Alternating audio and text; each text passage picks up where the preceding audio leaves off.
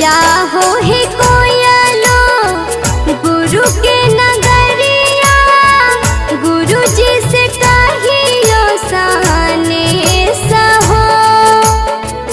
गुरु के नगरिया में बेल के बिछिया, ओही छैया शिव गुरु वास हो। गुरु के नगरिया में बेल के बिछिया, ओही छैया शिव गुरु वास हो।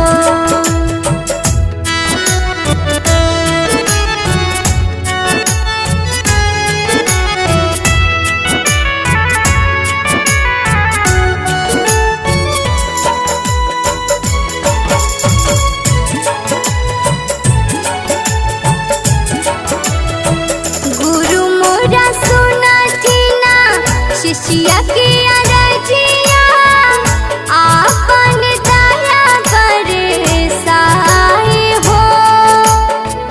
हमरो सने सवा तू गुरु जी से कहियो, हम जन जो हवे बाट हो।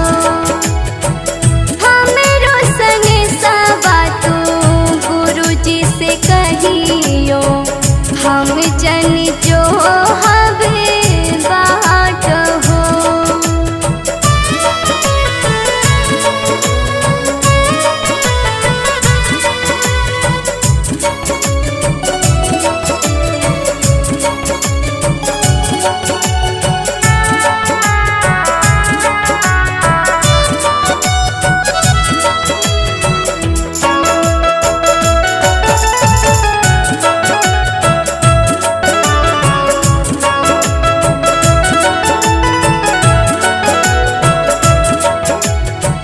सोनम गावे मंगल भजनिया, सब भैया लिया ना विचार हो। छोड़म न हमहूँ गुरु की चरनिया, होई जैबै भावा से पार हो।